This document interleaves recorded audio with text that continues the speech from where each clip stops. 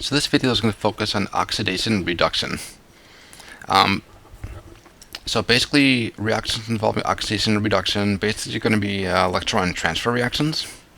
So combustion reactions, synthesis and decomposition, as well as single replacement reactions, would all follow this, be considered what are called oxidation and reduction. So these are typical examples. We have rusting, iron metal, reacting with oxygen and gas to make an iron oxide, iron 3 oxide. We have octane burning with oxygen gas to make CO2 and water. We have the synthesis of water from its elements, hydrogen gas and oxygen gas. Basically what's happening here, we involve electrons are being transferred from one element to another along the way.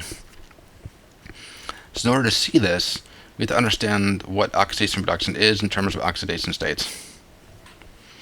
So basically, one atom has to lose electrons, another atom has to accept electrons. Atoms that lose electrons are being oxidized. Atoms which gain electrons are being reduced. I know this kind of the wording is not the best to understand, but that's just how it's defined. So for example, sodium metal plus chlorine gas to make NaCl. If we break this up into its pieces, sodium metal by itself, just sodium metal, not sodium ion, sodium metal by itself has got 0 charge. Chlorine gas by itself, again, not chlorine ions, chlorine metal by itself has got 0 charge. Anything in that periodic table in its natural state is 0 charge. Now sodium chloride, that does have charge. Sodium ions are +1, chloride ions are -1. So what's happening here is that sodium is going from 0 charge to positive.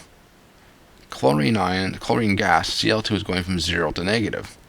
What that means is that sodium had to lose electrons to become positive, and chlorine had to gain electrons to become negative. That's why this is called a redox, because the charges are changing.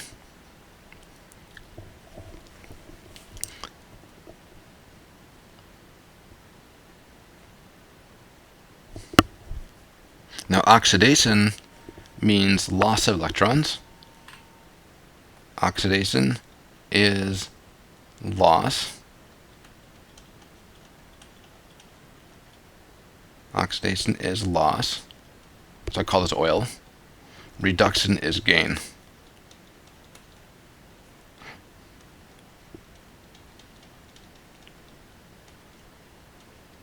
So think about oil rig.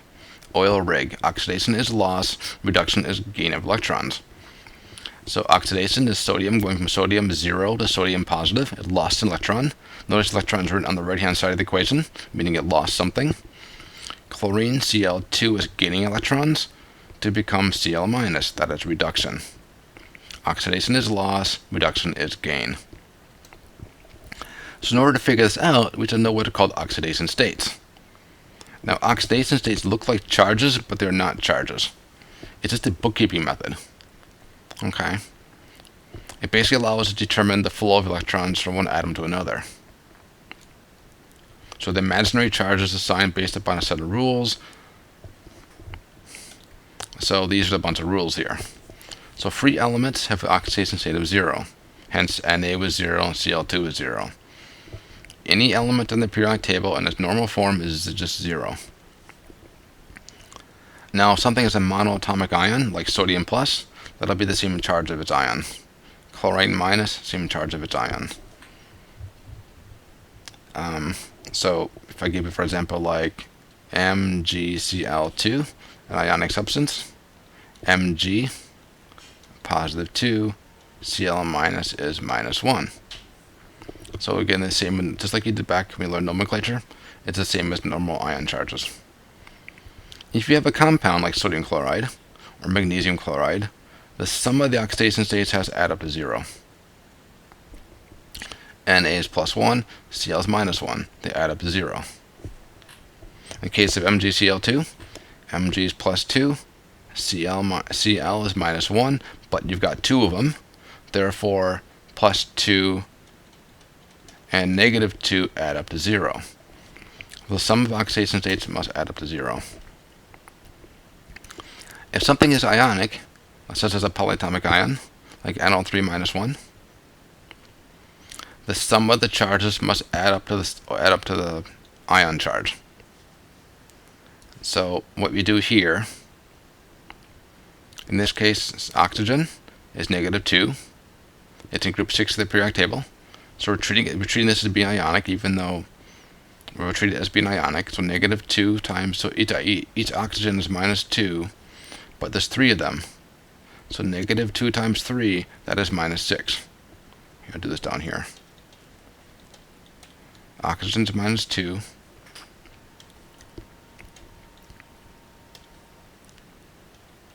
But there's 3 of those. So -2 times 3 is -6. That's the overall charge. That's the overall negative charge, rather. The overall charge of this ion is -1. Therefore, nitrogen has to be a +5. Nitrogen has to be a +5 to get this all add up to -1. +5, -6 equals -1. So usually we look at the element which is more electronegative. Oxygen is more electronegative than N. We figure out its charge first, then come back to the N last. Group 1 metals. Group 1 in the periodic table, always +1. Group 2 metals are always +2. Now some elements, so fluorines, group 7 in the periodic table, always -1. Hydrogen is +1. Oxygen is usually -2. It's in group 6 of the periodic table. Group 7 elements are usually -1, but there are some exceptions. Group 6 is usually -2, and group 5 is usually -3, but there are some exceptions. Depends on the case. So let's take a look at some examples here of this.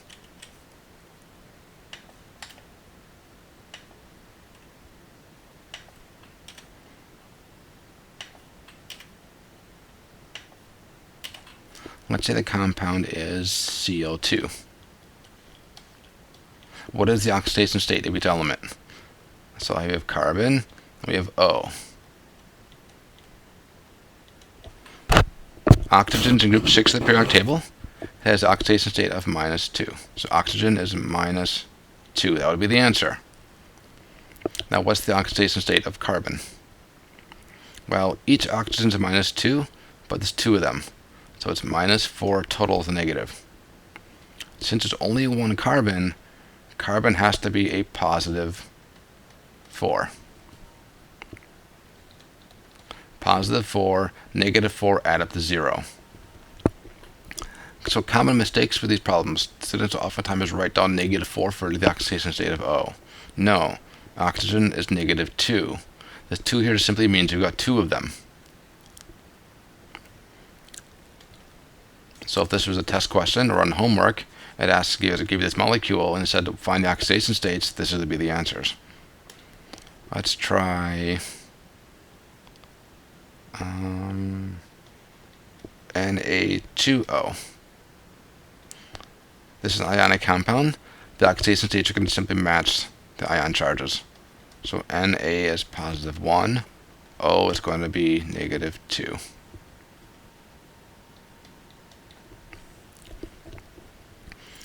How about C2H4? H is +1. H is +1. So we have C and H. We have C and H. H is going to be a +1. We have a total of 4 of those. So +1 times 4 is a +4. What must be the charge of carbon? Since I have 2 carbons, each carbon has to be a -2. Okay, again, this molecule looks like it's ionic. I mean, writing as if it's ionic, it's not. This molecule is covalent. There's no ions involved at all. But oxidation states are just a bookkeeping method of keeping track of what charges it would be if it was ionic. But it is not. How about the phosphate? Pl4 -3 ion. We have P, we have O. Figure out the O first. Oxygen is always -2. Now there's 4 of them. So negative 2 times 4 gives you a total of minus 8. That is the total negative charge. What must phosphorus be to equal minus 3? Well, phosphorus has to be positive 5 to make it add up to minus 3 overall. Oxygen is negative 2, but there's 4 of them, so it's minus 2 times 4 is minus 8, plus 5 gives us minus 3. So if it's a polyatomic ion like this here, the positives and minus charges have to add up to the total. What about phosphite? PO3 minus 3. Again, P and O. Oxygen's minus 2. 2 times... We have 2 times 3, that's minus 6. The overall charge is minus 6.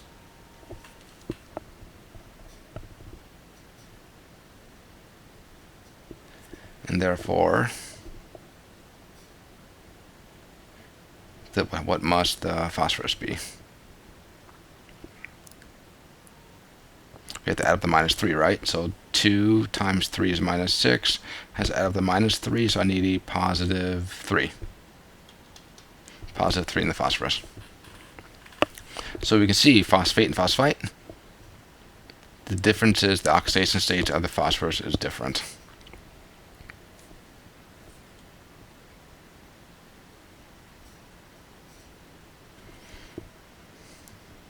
So this is how we assign oxidation states for a bunch of different compounds.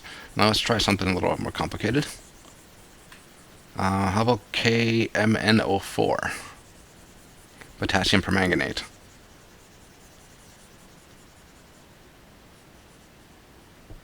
KMnO4.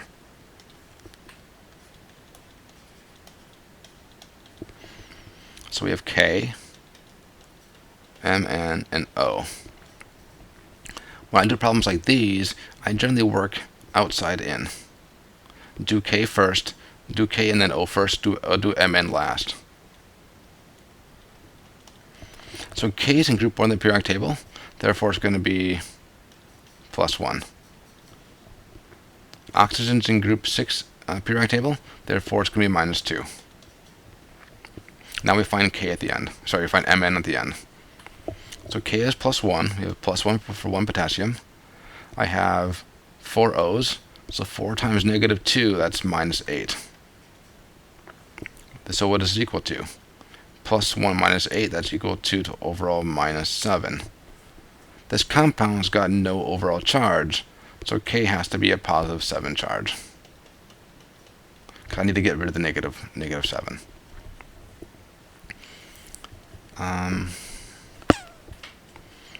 So basically, whenever compounds such as these, always do outside in.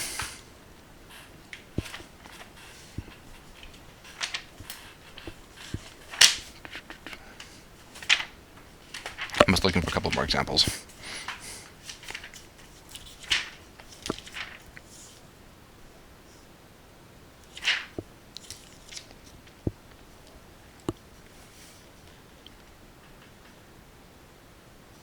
How about SO4 -2?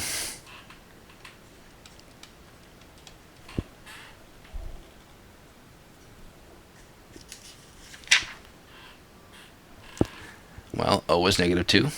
We have S and we have O. O is -2. We have 4 of those. So -2 times 4 is -8. What's going to be sulfur? Sulfur has to be a positive 6. Because the overall charge is -2.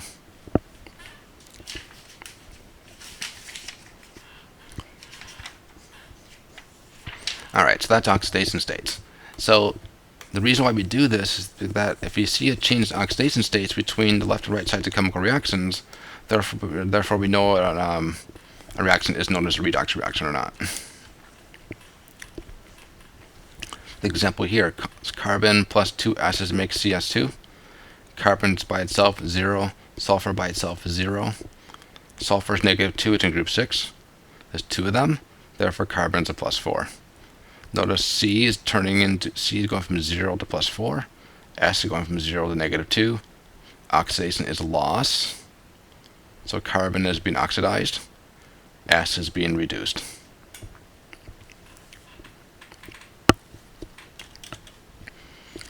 Now the reactant that causes reduction and from another reactant is known as the reducing agent. So in other words, the reducing agent contains element being oxidized. So the element being oxidized is the reducing agent. Go back to that prior example. Since carbon is being oxidized, therefore carbon is the reducing agent.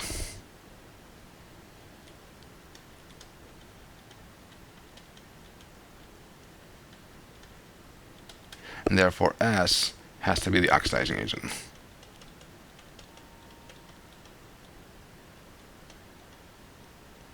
So the species being reduced is the oxidizing agent. The species being oxidized is the reducing agent. So how about this one here?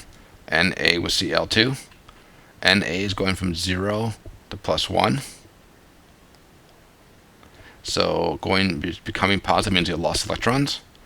Na is being oxidized, therefore Na is the reducing agent. The species being oxidized is the reducing agent. The species being reduced is the oxidizing agent.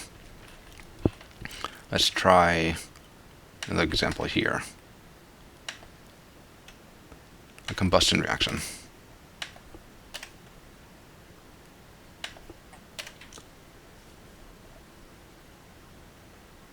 CH4 plus O2 makes CO2 plus H2O. And a little bit of 2 here, and a bit of 2 there. Let's check the oxidation states of these elements. H is +1. Carbon has to be -4. +1 times 4 is +4. C has to be -4. Oxygen by itself, neutral element, is 0. Check the right side. Oxygen's -2. 2 times -2 is -4.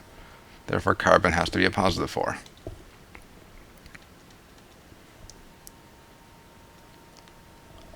On the water, oxygen is -2. There's 2, so 1 H. There's 2 H's. Each H has to be a +1. Again, these elements are not ionic. We're just kind of pretending they are. So what's happening here? We have a change. We have C going from -4 to +4. And we have H is +1 to +1. The H is not changing, but O is. O is going from 0 to -2. Okay, so basically C going from -4 to +4. So what has to happen? If you're more negative, you become more positive. It means you had to lose electrons.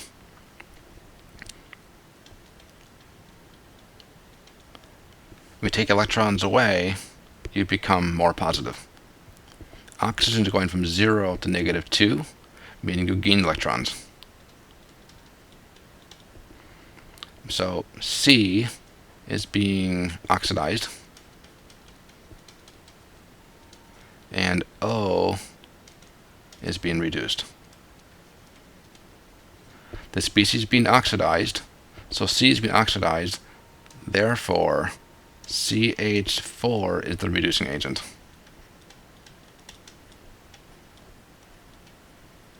So even though only C is being oxidized, CH4, the entire thing, is called the reducing agent, not just C. O is being reduced, therefore O2 is the oxidizing agent.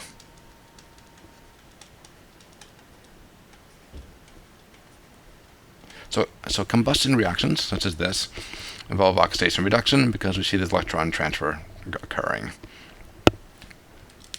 So next videos are going to be the different reaction types in detail.